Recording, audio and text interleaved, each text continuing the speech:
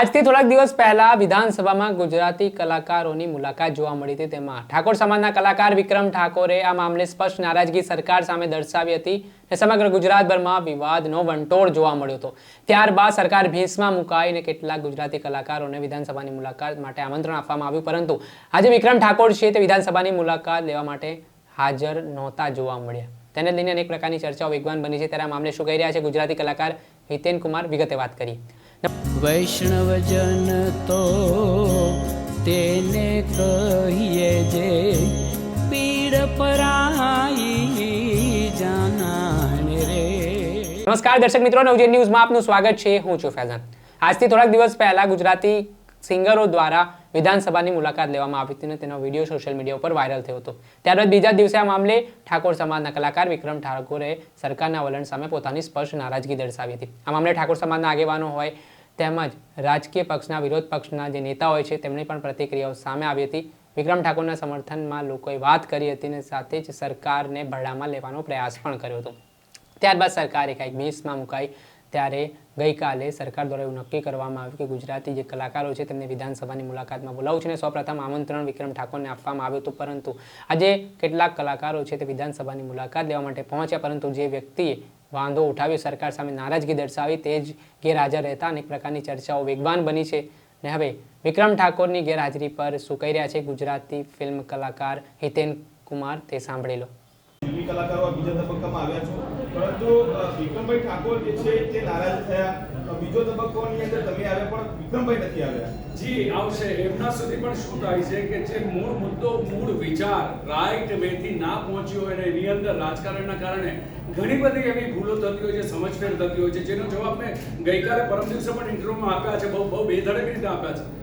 વાંક સરકારનો નથી કે વાંક વિક્રમનો પણ નથી કે કોઈ એક ચોક્કસ કલાકારનો કોઈ ચોક્કસ સમાજ નથી હોતો, એ તો દરેક જ્ઞાતિનો છે, રાઈટ? એ જ મારો મુદ્દો હતો જે છેલ્લા 2 દિવસથી ચર્ચામાં રહ્યો છે।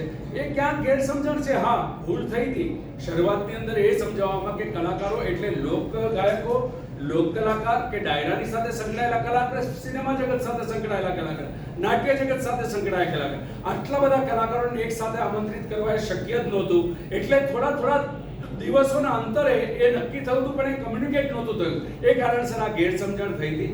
આજે પણ આ છેલ્લા 1 અઠવાડિયાથી હેતુભાઈ વિક્રમભાઈને આમંત્રણ આપ્યું જ છે અને એમણે પણ સરસ રીતે વાતચીત કરી છે। કોઈ કારણસર અહીંયા નથી જોડાઈ શક્યા, પણ આપણે આ મુદ્દાને બહુ મોટો ન બનાવીએ, કારણ કે સરકારની ઈચ્છા બહુ જુદી છે અહીંયા કલાકારોને લઈ આવવા, જેથી આપણે પણ ક્યાંક ભાગ બનીએ। સરકાર કેવી રીતે ચાલે, મને આજે 60મા વર્ષની ઉંમરે મને ખબર પડી। આજ સુધી તો બહારની દુનિયામાંથી હું રાજકારણને જોતો હતો, પણ આજે જે 1 કલાક અમે લોકો બધા મળીને વિધાનસભાનું સત્ર ચાલતા જોયું, ત્યારે આપણને ખબર પડે કે કેટલું બધું કામ કરવું પડતું હોય છે એક દેશને કે એક રાજ્યને ચલાવવા માટે। આ દરેક તબક્કાના વ્યક્તિઓને અહીંયા આમંત્રિત કરીને એમને એક નાનકડો હિસ્સો બનાવવાનો પ્રયત્ન છે આખી સિસ્ટમની અંદર। એટલે મહેરબાની કરીને મીડિયાના મિત્રોને પણ હું હિતેન કુમાર અંગત રીતે કહું છું કે આ વાતને વધારે આપણે તુલના આપીએ। ઠાકોરો પણ મારા જ છે, કારણ કે ઠાકોરોએ મને પણ એટલો જ પ્રેમ કર્યો છે જેટલો પાટીદારોએ કર્યો છે। અમને બધાને, નરેશભાઈ હોય કે ઉપેન્દ્રભાઈ હોય કે આજના જમાનાના અમારા બધા જ કલાકાર મિત્રોને દરેક ગુજરાતીએ હૃદયથી પ્રેમ કર્યો છે। મહેરબાની કરીને જ્ઞાતિવાદમાં આપણે ના ઢસડીએ અને સમાજના જુદા જુદા આપણે ભાગલા ના પાડીએ।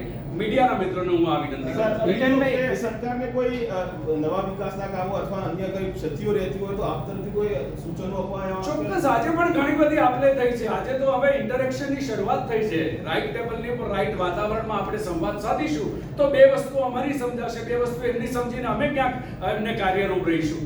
એટલે આ તો એક સાથે મળીને ચાલવાની વાત છે અને બહુ સરસ શરૂઆત થઈ છે।